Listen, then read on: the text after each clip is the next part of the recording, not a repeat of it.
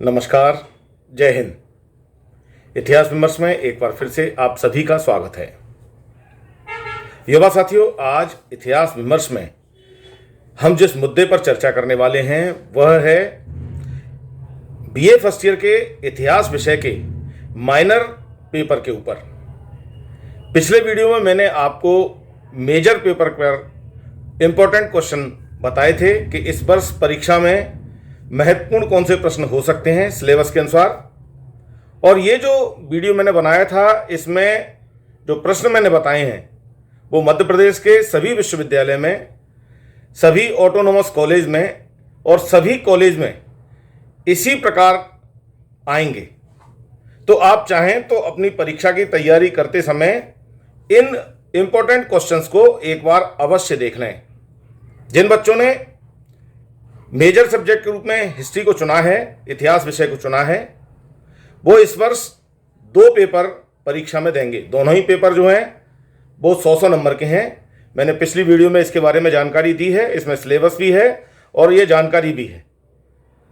तो आप इस वीडियो को देखें और इसमें आपको जानकारी मिलेगी कि कितने क्रेडिट पॉइंट का ये पेपर है। मेजर सब्जेक्ट आपके लिए 54 क्रेडिट पॉइंट हैं इसके, और इसमें 100 नंबर के 2 पेपर आपको आएंगे। जिन बच्चों ने इतिहास को माइनर सब्जेक्ट के रूप में लिया है, गौण विषय के रूप में लिया है, या ओपन इलेक्टिव सब्जेक्ट या वैकल्पिक विषय के रूप में, जेनेरिक सब्जेक्ट के रूप में इतिहास को चुना है तीसरे पेपर के रूप में, तो वे बच्चे भी इस पेपर को, जिस पे आज हम चर्चा कर रहे हैं, इसी पेपर को, सेकंड पेपर को आप पढ़ेंगे और ये पेपर भी 100 नंबर का आएगा। तो आपको जो मेजर सब्जेक्ट हैं उनको दोनों पेपर देने हैं, और जो माइनर और वैकल्पिक विषय के रूप में इतिहास को पढ़ रहे हैं उन्हें आज मैं जो चर्चा कर रहा हूं ये वाला पेपर देना है। इसके सिलेबस की चर्चा मैंने इस वीडियो में की है। आप चाहें तो इसका सिलेबस इस वीडियो में पूरा देख सकते हैं। और अब हम प्रारंभ करते हैं आज की बात, जिसके लिए आज हम इस वीडियो को लेकर इतिहास विमर्श में आए हैं। आज हम जो इतिहास का सेकंड पेपर है माइनर सब्जेक्ट या वैकल्पिक विषय के लिए, उस विषय पर चर्चा करेंगे और उसके परीक्षा की दृष्टि से उपयोगी प्रश्नों पर बातचीत करेंगे। इस पेपर का नाम है प्राचीन भारत का इतिहास, प्रारंभ से 1205 ईस्वी सन तक, यानी प्रारंभ से अर्लीस्ट टू 1205 BC। तो ये हम इसमें एडी, इसमें हम अध्ययन करेंगे। तो इस इतिहास के पूरे प्रमुख क्वेश्चन कौन से हो सकते हैं, आज हम इस पर चर्चा करेंगे। पिछले जो मेजर सब्जेक्ट के रूप में मैंने क्वेश्चन निकाले थे वो अति लघु उत्तरी, लघु उत्तरी, ये दोनों मिला के मैंने 11 क्वेश्चन दिए थे, और निबंधात्मक क्वेश्चन, दीर्घ उत्तरी क्वेश्चन भी मैंने 11 दिए थे। आपकी परीक्षा का जो पैटर्न रहने वाला है वो मैंने इस वीडियो में बताया। आप चाहें तो इसको देखें, जिससे आपके लिए सहूलियत होगी कि किस प्रकार से 3 सेक्शंस में आपसे प्रश्न पूछे जाएंगे। जो पहला सेक्शन है उसमें अति लघु उत्तरी प्रश्न आपको लिखने हैं, वेरी शॉर्ट आंसर इसमें लिखने हैं, और ये 50 शब्दों के लिखने होंगे। ऐसे 6 प्रश्न आपको दिए जाएंगे पेपर में, जिनमें से 3 आपको करने होंगे और ये 2 नंबर के होंगे। और जो लघु उत्तरी है, शॉर्ट आंसर है, वो आपको 200 शब्दों में लिखना होगा, और इसके लिए आपको 4 प्रश्न करने होंगे, यानी टोटल 8 प्रश्न आपसे पूछे जाएंगे, उनमें से कोई से भी 4 आपको करने होंगे। और जो दीर्घ उत्तरी प्रश्न है, निबंधात्मक प्रश्न है, लॉन्ग आंसर वाले, वो आपसे 2 प्रश्न करने होंगे आपको, और उसके लिए 4 प्रश्न पूछे जाएंगे। 4 में से कोई 2 क्वेश्चन आपको करने होंगे। ये 14-14 नंबर के होंगे, लघु उत्तरी 9-9 नंबर के होंगे, और अति लघु उत्तरी 2-2 नंबर के होंगे। इस प्रकार टोटल 70 अंकों का आपका ये प्रश्न पत्र रहेगा। बाकी 30 अंक जो हैं वो आपके CCE के हैं। और यही पैटर्न पूरा ये प्राइवेट और रेगुलर दोनों प्रकार के स्टूडेंट्स के लिए रहने वाला है, यानी अलग से कोई सिलेबस नहीं है प्राइवेट के लिए। जो रेगुलर के लिए है वही प्राइवेट स्टूडेंट के लिए सिलेबस रहेगा। तो इसी प्रकार से आपको तैयारी करनी है। तो आइए देखते हैं कि हमारे सिलेबस में किस प्रकार से क्वेश्चन आएंगे। जो इंपॉर्टेंट क्वेश्चन है, केवल परीक्षा की दृष्टि से इंपॉर्टेंट हैं, इन्हें हम प्रमुखता से देख रहे हैं। वैसे इस पेपर का जो सिलेबस है वो इतना बड़ा है कि इसमें अगर हम 50 क्वेश्चंस भी निकाल लें वो भी इंपॉर्टेंट हैं तो भी कम होंगे, क्योंकि इसमें इतनी बड़ी, क्योंकि प्रारंभ से लेके 1205 तक का इतिहास हमें पढ़ना है, ईस्वी सन एडी 1205। तो यहां तक के इतिहास को हम शॉर्ट में नहीं निकाल सकते हैं। फिर भी अपने अनुभव की दृष्टि से मैंने कुछ प्रमुख क्वेश्चन निकाले हैं जिससे बच्चों के लिए सहूलियत हो। तो आइए देखें इनमें अति लघु उत्तरी और लघु उत्तरी प्रश्न जो मैंने 11 निकाले हैं वो कैसे हैं, आप देखिए। तो आइए चलते हैं। ये है अति लघु उत्तरी question, very short answer type question, और इसी में हम साथ में देखेंगे शॉर्ट आंसर टाइप क्वेश्चन। तो इसमें पहला है सरस्वती सभ्यता। सरस्वती सभ्यता अर्थात सिंधु और सरस्वती सभ्यता, ये भारत की प्राचीन सभ्यता हैं और इनमें कैसे विकास हुआ इसके बारे में हमें चर्चा करनी है। और ये ताम्रपाषाण युगीन संस्कृति है, इसी के आधार पर इसमें चर्चा करनी है और शॉर्ट आंसर लिखना है। निबंधात्मक भी आ सकता है। हम प्रयास ये करें कि ये सारे क्वेश्चन जो मैंने आपको 22 क्वेश्चन इसमें बता रहा हूं, ये 22 के 22 आप निबंधात्मक दीर्घ उत्तरी के रूप में पढ़ें, क्योंकि अगर दीर्घ उत्तर में से शॉर्ट करना है तो वो हम कर सकते हैं, लेकिन शॉर्ट में से दीर्घ करना मुश्किल होगा। तो आप कृपया इन सारे क्वेश्चन को दीर्घ उत्तर के रूप में ही तैयार करें, जिससे आपको किसी प्रकार की परेशानी नहीं हो। तो सिंधु घाटी, सरस्वती सभ्यता, इसके बाद है प्राग ऐतिहासिक भारत, प्री हिस्टोरिक इंडिया, इसके बारे में भी हमें चर्चा करनी है। ये बहुत महत्वपूर्ण पार्ट है और इसमें हमें शॉर्ट आंसर लिखना है कि कौन कौन से पास। वैसे प्राग इतिहास पे भी बहुत बड़ा क्वेश्चन बन सकता है। प्राग ऐतिहासिक संस्कृति, प्री हिस्टोरिक कल्चर क्या है उसके बारे में आ सकता है, जो पाषाण काल पूरा है न्यूलिथिक तक, तो वो लंबी कहानी है। वैसे मैंने इस वीडियो में कुछ चर्चा की है, आपको इतिहास जानने के स्रोत हैं, प्राग ऐतिहासिक इतिहास है और भी कई सारी चीज़ें मैंने इस वीडियो में की है जो माइनर सब्जेक्ट के विद्यार्थियों के लिए ही है। आप चाहें तो इस वीडियो को भी देख सकते हैं, जिससे आपकी कुछ चीज़ें क्लियर हो। इसके बाद है वैदिक कालीन संस्कृति, वैदिक संस्कृति। तो वैदिक कल्चर क्या है उसके बारे में हम को तैयार करना है और उस पर हमें लिखना है। जो भी ऋग्वैदिक कालीन कल्चर है उसके बारे में, जब वैदिक कल्चर आता है तो ऋग्वैदिक कालीन कल्चर के बारे में हमें चर्चा करना है। और उत्तर वैदिक कल्चर के बारे में जब आपसे कोई क्वेश्चन पूछता है तो उसमें आपको 3 अन्य वेदों के बारे में, यजुर्वेद, सामवेद और अथर्ववेद, उसके समय का जो इतिहास है, उसके समय की जो सामाजिक घटनाएं उनकी चर्चा करनी है। तो जहां वैदिक काल आता है वहां ऋग्वैदिक काल की चर्चा है। तो ऋग्वैदिक कालीन संस्कृति कैसी थी वह सारी हमें इसमें लिखनी है। और देखिए जैन धर्म, जैन और बौद्ध धर्म तो प्राचीन धर्म है भारत के, इनमें से हमें जैनिज्म क्या है उसके बारे में चर्चा करनी है, या महावीर की शिक्षाएं क्या हैं, वे सारी की सारी हमें इसमें चर्चा करनी होगी। सिकंदर का भारत पर आक्रमण, जो अलेक्जेंडर ने भारत पर आक्रमण किया था उसके क्या प्रभाव हुए, किस प्रकार उसे पराभव देखना पड़ा, वो सारी कहानी हमें इसमें लिखना है, चाहे वो शॉर्ट आंसर में आए या निबंधात्मक में। मगध का उत्कर्ष, इसमें मगध साम्राज्य का उत्कर्ष कैसे 16 महाजनपदों में से मगध साम्राज्य का उत्कर्ष हुआ, उसके बारे में हमें इसमें जानकारी देनी है। इसके बाद है चंद्रगुप्त द्वितीय विक्रमादित्य। जो चंद्रगुप्त द्वितीय विक्रमादित्य गुप्त साम्राज्य का एक प्रमुख शासक था, उसके बारे में हमें इसमें जानकारी देनी है। इसके बाद है हर्षवर्धन की उपलब्धियां, जो हर्षवर्धन की अचीवमेंट्स हैं। ये हर्षवर्धन जो है वो भारत का वह अंतिम शासक था जिसके समय पर एक क्षत्र साम्राज्य भारत में रहा। गुप्तों के बाद हर्ष पर आकर वो कहानी फिर बिखर गई, फिर राजपूत काल में धीरे धीरे छोटे छोटे भागों में भारत में राजनीतिक व्यवस्था परिवर्तित हो गई। हर्ष तक लगभग एक, जो हमने अशोक के समय से देखा था, चंद्रगुप्त के समय से देखा था, वहां से लेके गुप्त वंश तक, और गुप्त वंश के बाद हर्षवर्धन तक, वर्धन वंश तक ये व्यवस्था संचालित रही। उसके बाद छोटे छोटे राजवंश, दक्षिण भारत के अलग, उत्तर भारत के अलग, वो बट गए। उसके बारे में अगली यूनिट में चर्चा करेंगे। तो इस प्रकार से ये हमें चंद्रगुप्त हर्षवर्धन की उपलब्धियों के बारे में इसमें लिखना है। फिर है चोल राजवंश, चोल डायनेस्टी, ये दक्षिण भारत के प्रमुख एक डायनेस्टी है। तो चोल डायनेस्टी की उपलब्धियां आपको इसमें बतानी है। इसमें राजराज चोल है, राजेंद्र चोल है, ये प्रमुख राजा हैं। इनके नाम से भी आ सकता है, तब भी आपको वही उपलब्धियां लिखनी है। और अगर डायरेक्ट ये आ जाए कि चोल डायनेस्टी की उपलब्धियां क्या है, वो भी आपको इसमें ये आंसर देना होगा। इसके बाद है राष्ट्रकूट राजवंश। ये राष्ट्रकूट राजवंश जो है ये भी दक्षिण भारत का एक राजवंश है और इस राजवंश की भी बड़ी उपलब्धियां रही हैं। जो त्रिराज्य संघर्ष था भारत में हुआ कन्नौज को लेके, पाल, प्रतिहार और राष्ट्रकूट, इन 3 डायनेस्टियों में ये संघर्ष चला। तो उनमें से राष्ट्रकूट एक प्रमुख डायनेस्टी है, उसके बारे में हमें इसमें कहानी लिखनी है, जो आंसर लिखना है।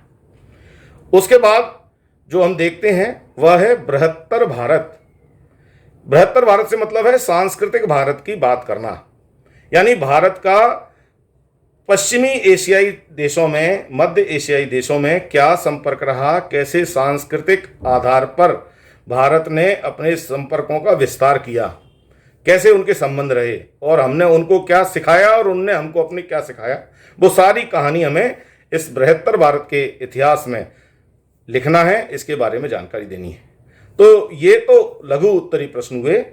इन लघु उत्तरी प्रश्नों के साथ साथ अब हम दीर्घ उत्तरी प्रश्नों की चर्चा कर लेते हैं। या मैं एक बार फिर आपसे ये कह रहा हूं, चूंकि इस बार यूनिट सिस्टम के आधार पर आपके क्वेश्चन पेपर नहीं आने वाले हैं परीक्षा में।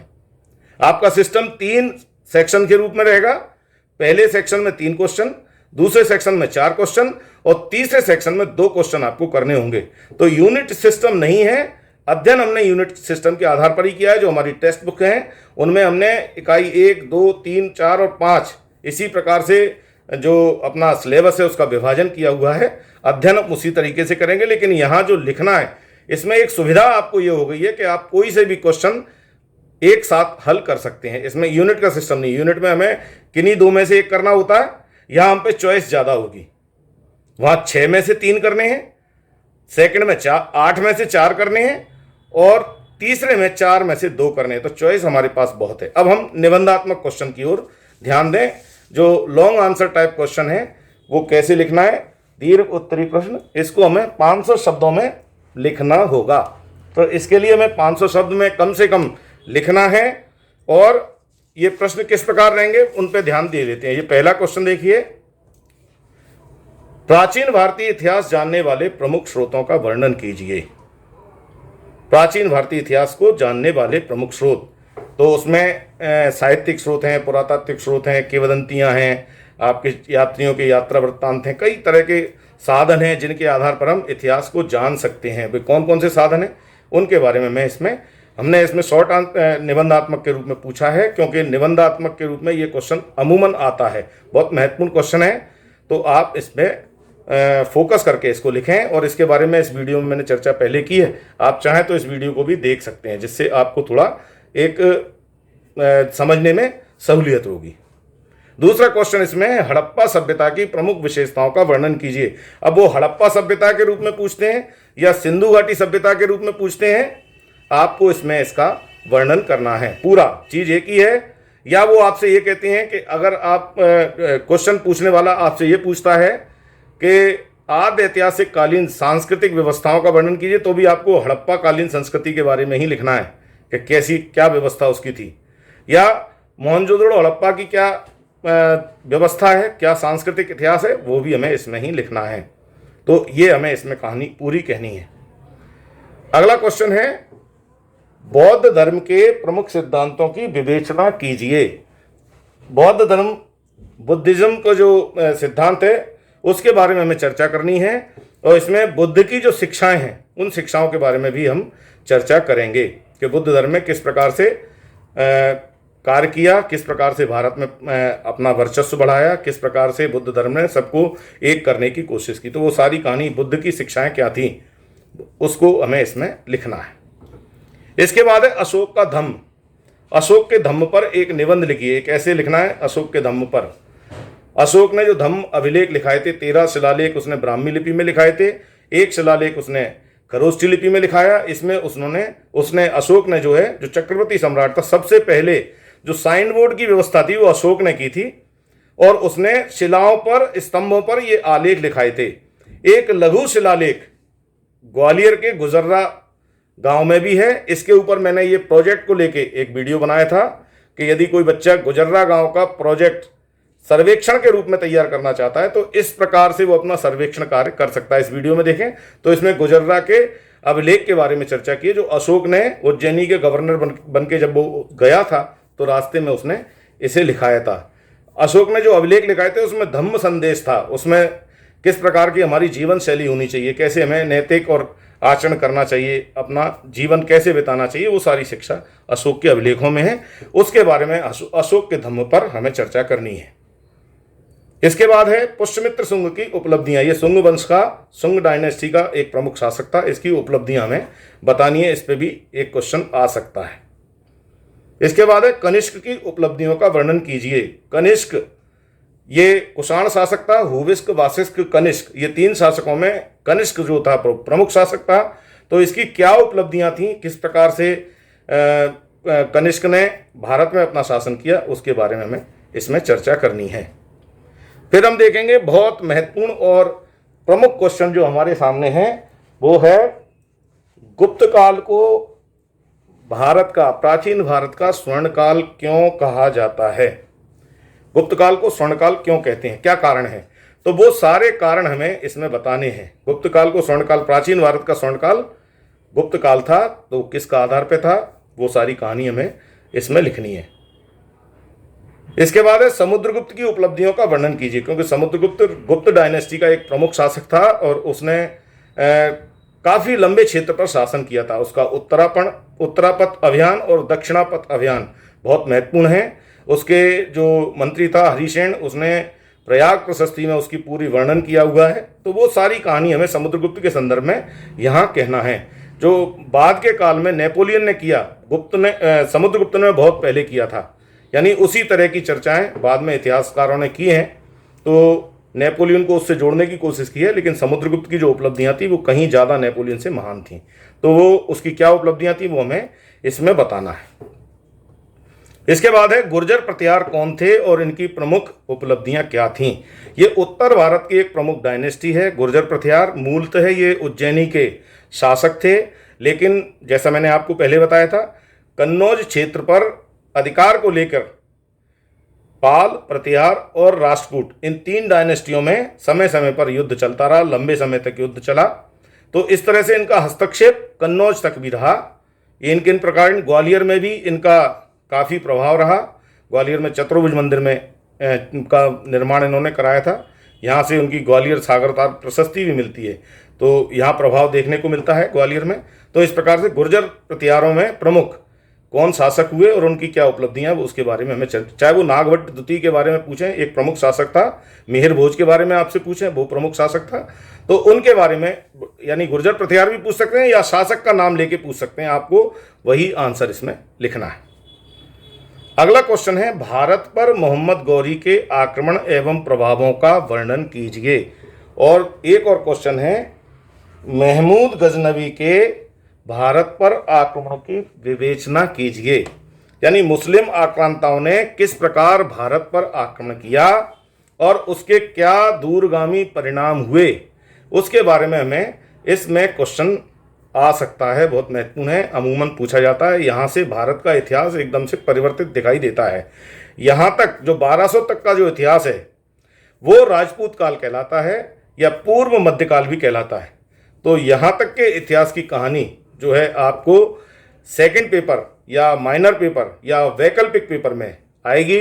आपको इसकी बहुत अच्छी तैयारी करना चाहिए। ये संभावित प्रमुख प्रश्न हैं, ये संभावित हैं, आएंगे ही इसकी गारंटी नहीं है, लेकिन आ सकते हैं। तो ये मेरी दृष्टि में महत्वपूर्ण क्वेश्चन है। बहुत से बच्चे मेरे से चाह रहे थे, लगातार मुझसे कह रहे थे कि हमें क्वेश्चन दें, क्योंकि इस बार क्लास वगैरह भी पूरी नहीं हुई है, समय भी बहुत कम मिला है, बुक्स भी मार्केट में नहीं आई हैं, तो हम कैसे तैयारी करें। तो इस दृष्टि से मैंने इतिहास पर मेजर और माइनर, पहले मैंने मेजर पे ये वीडियो दिया था, इसमें मैंने मेजर सब्जेक्ट के संबंध में 22 क्वेश्चन दिए हैं, और अब ये मैं माइनर सब्जेक्ट के लिए इतिहास के या वैकल्पिक विषय के रूप में इतिहास जो बच्चे लिए हुए हैं उनके लिए ये पेपर है।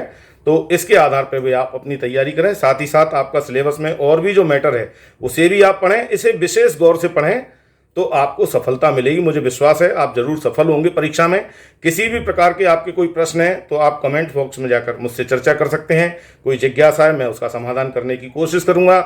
अगर आपके मित्र, आपके और कोई परिचित मिलने वाले बीए फर्स्ट ईयर में इस बार पूरे मध्य प्रदेश में कहीं से भी बैठ रहे हैं परीक्षा में, तो ये वीडियो उनके लिए भी महत्वपूर्ण साबित हो सकता है। तो आप इसको उनके साथ शेयर कर सकते हैं, अपने ट्विटर हैंडल पर अपने इंस्टाग्राम पर, फेसबुक पेज पर, व्हाट्सएप के माध्यम से, तो इसे आप शेयर करें।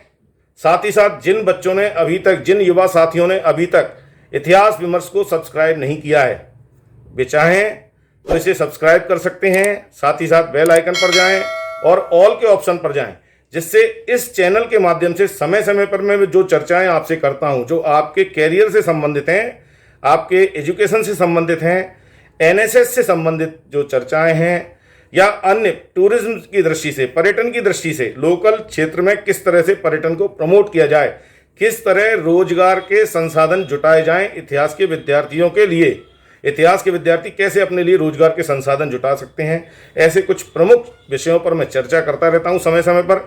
आप चाहें तो आप इन चर्चाओं को सुन सकते हैं। उसके लिए आपको इतिहास विमर्श को सब्सक्राइब जरूर करना चाहिए। तो आपने ये वीडियो देखा, आपने अभी तक जो इसने इतिहास विमर्श को दिया है, इसे बनाए रखें।